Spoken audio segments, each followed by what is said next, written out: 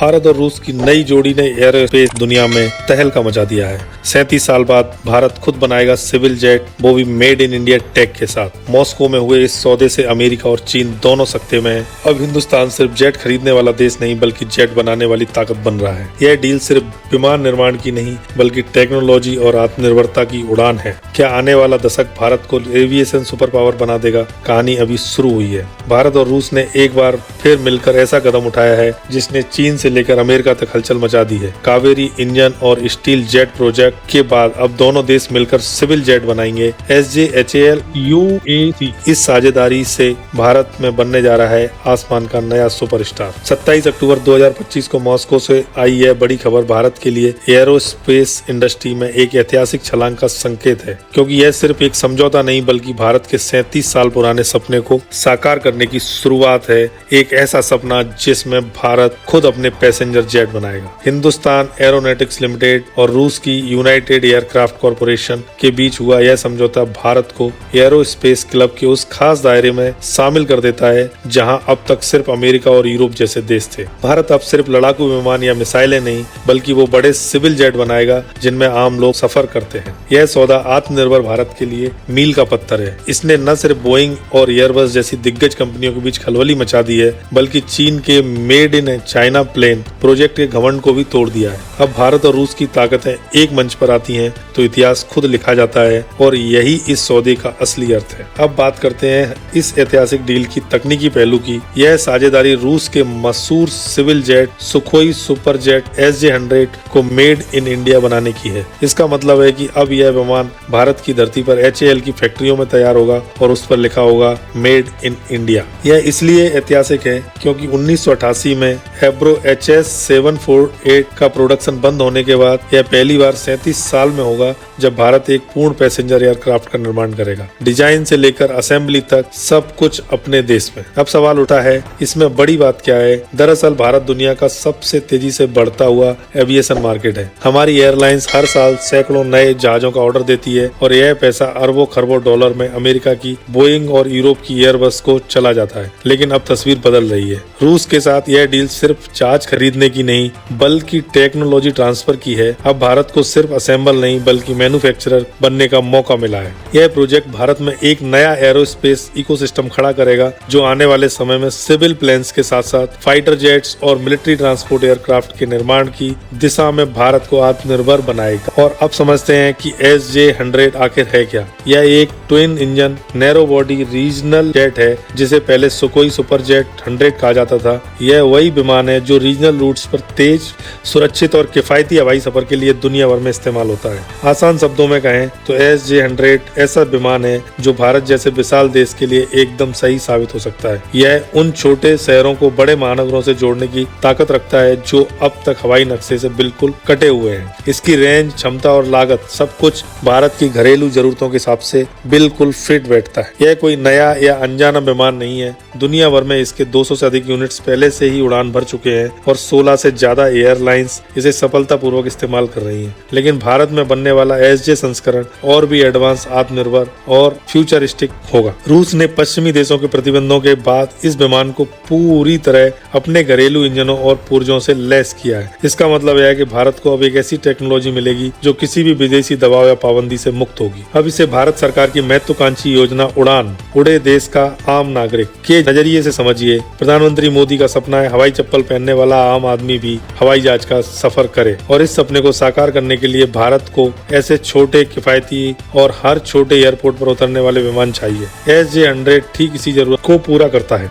यह विमान दरभंगा को दिल्ली, हुबली को मुंबई और शिलांग को कोलकाता जैसे शहरों से जोड़ने की कड़ी बन सकता है। यह सिर्फ हवाई यात्रा को आसान नहीं बनाएगा बल्कि देश की अर्थव्यवस्था, पर्यटन और व्यापार को भी नई रफ्तार देगा। अब बात करते हैं इससे असली आर्थिक असर की। यह कोई छोटा सौदा नहीं है, यह खरबों डॉलर का उद्योग है। एविएशन एक्सपर्ट्स का अनुमान है कि आने वाले 10 वर्षों में भारत को घरेलू क्षेत्रीय कनेक्टिविटी योजनाओं के लिए 200 से ज्यादा ऐसे विमानों की जरूरत पड़ेगी। और अगर बात भारत के पड़ोसी और हिंद महासागर क्षेत्र की करें जैसे मालदीव, श्रीलंका, मॉरिशस और मध्य पूर्व के छोटे टूरिस्ट, तो भारत को लगभग 350 अतिरिक्त विमानों की और जरूरत होगी।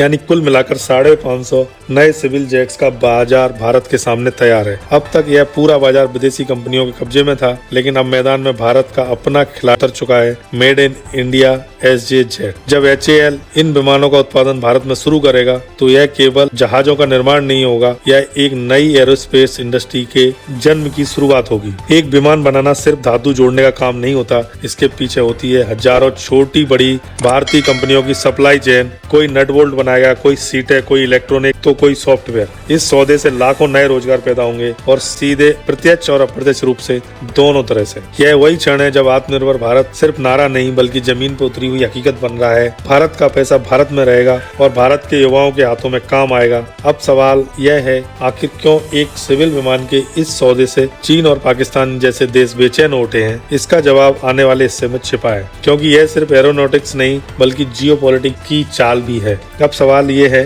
कि आखिर क्यों इस खबर को लेकर अमेरिका और यूरोप की मीडिया में भी इतनी हलचल मची हुई है? वजह छिपी हुई है एक शब्द में, इकोसिस्टम। हवाई जहाज बनाना, चाहे वो सिविल हो या मिलिट्री, किसी रॉकेट साइंस से कम नहीं होता। इसके लिए जिस स्तर की इंजीनियरिंग, सटीकता, मटेरियल साइंस और टेक्नोलॉजी चाहिए, वो दुनिया के सिर्फ कुछ देशों के पास ही है। और अब जब भारत की HAL अपने प्लांट में SJ-100 का उत्पादन शुरू करेगी तो यह सिर्फ विमान बनाना नहीं सीखेगी बल्कि एक पूरा एरोस्पेस इकोसिस्टम तैयार करेगी। यह वही इकोसिस्टम होगा जिसमें high tech manufacturing, advance material engineering और कटिंग एज सॉफ्टवेयर डेवलपमेंट साथ साथ काम करेंगे। यही स्किल, यही टेक्नोलॉजी और यही सप्लाई चेन आगे चलकर भारत के अपने 5th जनरेशन फाइटर जेट, एमका, तेजस MK2 और मिलिट्री ट्रांसपोर्ट एयरक्राफ्ट के निर्माण में सबसे बड़ी ताकत होगी। चीन इस बात को बहुत अच्छे से समझता है। उसने भी अपना पैसेंजर जेट C919 बनाया है, लेकिन आज भी इसके इंजन और कई अहम पुर्जे पश्चिमी देशों पर निर्भर हैं। वहीं भारत रूस के साथ मिलकर ऐसी स्वदेशी और प्रतिबंध मुक्त टेक्नोलॉजी पर काम कर रहा है